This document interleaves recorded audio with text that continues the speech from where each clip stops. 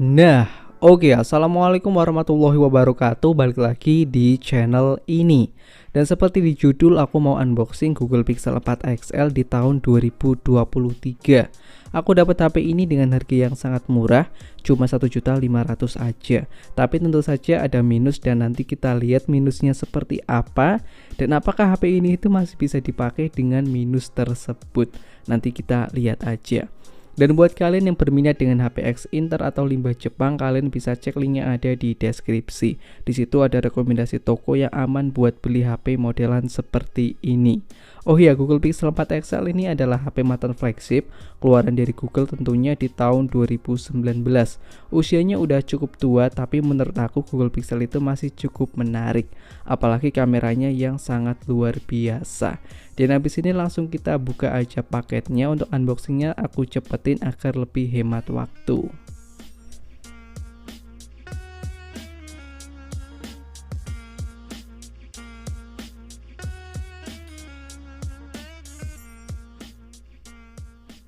Dan ternyata di dalamnya kita dapat box polos kayak gini. Kita buka dalamannya ada apa. Dan ternyata di dalamannya ada HP. Tentu saja ada HP, kita singkirin. Dan kita dapat charger. Kita buka chargernya kayak gimana. Dan ternyata ini charger yang beneran buruk. Ini gak akan pernah aku pakai. Soalnya ini kelihatan banget ini charger yang gak aman untuk dipakai dalam jangka yang panjang. Kita singkirin aja. Kemudian kita fokus ke HP-nya. Dan untuk penampakan dari HP-nya kayak gini, kelihatan cukup oke untuk bagian belakangnya. Nih bisa dilihat bagian belakangnya itu masih oke, begitupun bagian depannya di sini juga oke. Untuk minus yang aku dapetin cuma kayak gini aja, LCD-nya itu agak ngangkat di bagian pojok. Ya, minusnya cuma itu aja, tapi nggak tahu akan berpengaruh atau enggak. Tapi aku nggak pernah rekomendasikan buat kalian beli HP minusan seperti ini. Mending beli HP yang aman aja atau masih no minus. Habis ini kita hidupin, kemudian setting-setting dan lihat HP-nya seperti apa. Nah guys, ini dia HP-nya udah selesai aku setting-setting. Untuk tampilan awalnya seperti ini, seperti Google Pixel pada umumnya, yang kelihatan simple, minimalis, dan enggak neko-neko. Intinya tampilan awal dari Google Pixel itu selalu bersih. Ini bloatware-nya juga enggak ada seperti HP yang lain yang biasanya bloatware-nya banyak, tapi untungnya di HP ini itu enggak ada bloatware-nya. Untuk sinyal dari HP ini kebaca 4G LTE. Tadi aku udah masukin SIM card Indosat, di sini bisa dilihat sinyalnya itu kebaca 4G, dan yang berarti HP ini itu sinyalnya aman, nggak kena blokir. Biasanya yang paling ditakutin pengguna HP X Inter adalah IMEI-nya keblokir. Untuk Face ID dari HP ini tadi aku udah daftarin pakai muka aku. Di sini kita coba, dan ya Face ID dari HP ini itu sangat cepat nih, bisa dilihat ini sangat satset. Ini Face ID-nya juga bisa digunakan di malam hari di tempat yang gelap sekalipun karena teknologinya emang udah canggih banget. Versi Android-nya sendiri sekarang kita lihat, tadi kan pertama datang Android 12. Tapi aku udah update, sekarang posisinya itu berada di Android 13, dimana ya kita lihat. Dan di sini bisa dilihat ini udah sampai dengan Android 13. Ini adalah Android yang paling baru. Setelah ini belum ada Android yang rilis lagi.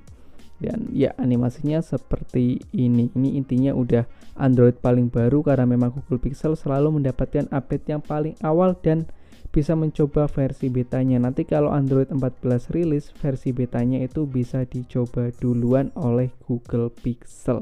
Dan ini itu sistemnya juga menggunakan Android murni.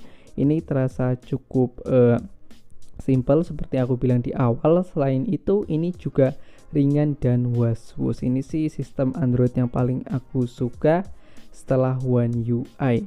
Internalnya sendiri aku dapat yang versi 128 GB. Kita lihat nih di pengaturan, aku dapatnya yang 128 GB. Ini bagus banget, soalnya kan aku dapat dengan harga yang murah tapi dapatnya yang versi 128 GB. Ini jujur mantap banget. Yang aku harapkan paling ya 64 GB, ternyata dapat yang 128 GB.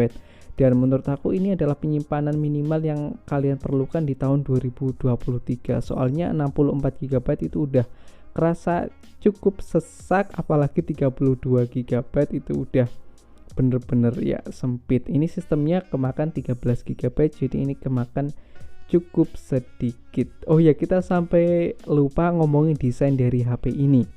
Untuk desain dari Google Pixel 4 itu udah cukup berubah dari seri Pixel 2 ataupun Pixel 3. Bisa kalian lihat bagian belakangnya itu nggak kelihatan seperti Google Pixel, ini kelihatan berbeda, kelihatan seperti iPhone malah menurut aku. Ini bisa dilihat bagian belakangnya itu flat, nggak ada dual tone seperti di Pixel seri pendahulunya. Dual tone-nya itu malah berada di bagian tombol powernya. Di sini bisa dilihat ada aksen warna putih di bagian tombol powernya. Ini putih sendiri di lautan warna hitam. Intinya ya seperti itulah. Oh ya, untuk yang bikin kita tahu Google Pixel ya di bagian logonya. Kita jadi tahu kalau ini Google Pixel karena ada logo G di bagian bawah, belakang bawah. Itu bikin kita tahu bahwasanya ini adalah Google Pixel. Untuk materialnya sendiri di sini terbuat dari aluminium untuk bagian framenya, dan backdoornya terbuat dari plastik. Untuk framenya di sini finishingnya halus, jadinya kalau kita pegang itu kerasa nyaman. Untuk ukurannya di sini menurut aku gede, tapi nggak gede-gede banget. Ini masih nyaman kalau kita pegang dengan satu tangan. Lalu kita ke spesifikasinya. Untuk spesifikasi dari HP ini, dia itu menggunakan Snapdragon 855. Ini adalah prosesor mantan flagship di tahun 2019. Kita lihat nih di CPU Z benar pakai 855 atau enggak. Kita lihat. Nah, di sini itu dia menggunakan Snapdragon 855 2,84 GHz. Ini jadi udah lumayan ngebut. Untuk RAM-nya di sini 6 GB. Ini RAM-nya memang udah nggak gede banget, tapi kan dia pakai Android murni, jadi akan tetap kerasa lumayan lega. Ini udah oke lah, RAM serta internal segini udah cukup oke. Dan untuk layarnya sendiri, HP ini itu menggunakan panel POLED. Ini resolusinya 2K, kemudian ini udah 90 Hz. Ini mantep banget. Jadi kalau kita pakai buat scrolling ini kerasa was-was. Selain itu ini juga tajam karena resolusinya tadi udah 2K. Nih kalau kita pakai buat scrolling ini kerasa sangat nyaman, dan tentu saja ini sangat memanjakan mata. Lalu untuk kamera dari HP ini di bagian depannya cuma beresolusi 8 megapiksel aja, sedangkan untuk kamera belakangnya beresolusi 12 plus 16 megapiksel. Satunya kamera biasa dan satunya telefoto alias tidak menggunakan wide angle. Dan untuk sampel dari foto yang tadi aku udah ambil, hasil fotonya itu menurut aku bagus. Ini cenderung mirip seri pendahulunya, tapi tentu saja ada beberapa peningkatan seperti di warna yang cenderung lebih oke kalau kita lihat. Kemudian detailnya ini juga bertambah lebih oke.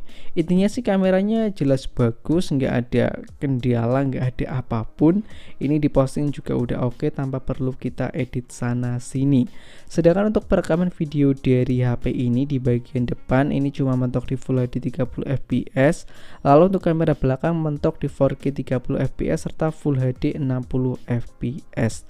Sedangkan untuk baterai dari HP ini ukurannya cukup kecil, hanya 3700 mAh.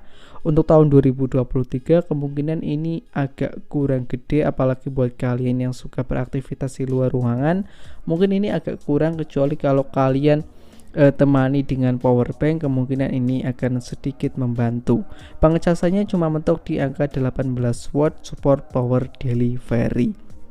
Dan mungkin first impression dari HP ini cuma ya kayak gini aja. Untuk kesimpulan awalnya sih menurut aku worth it dengan harga yang aku dapatkan. Minus yang aku temuin cuma satu, layar di bagian pojok agak ngangkat. Selain itu nggak ada masalah yang aku temuin. IMEI-nya juga aman, internalnya juga gede 128 GB. Untuk impresi pertamanya jelas ini mantep banget, tapi aku tetap gak rekomendasikan kalian untuk membeli HP dengan kondisi minus seperti ini. Makanya untuk link pembelian HP yang minus kayak gini aku nggak kasih di deskripsi, soalnya ini agak random. Nanti kalau kalian dapat barang minus ya saya yang disalahkan. Jadi ya aku nggak kasih rekomendasi atau nggak kasih link pembelian produk ini. Mungkin videonya sekian aja dari saya. Apabila ada kesalahan saya mohon maaf. Jangan lupa like, comment, dan subscribe. Terima kasih. Wassalamualaikum.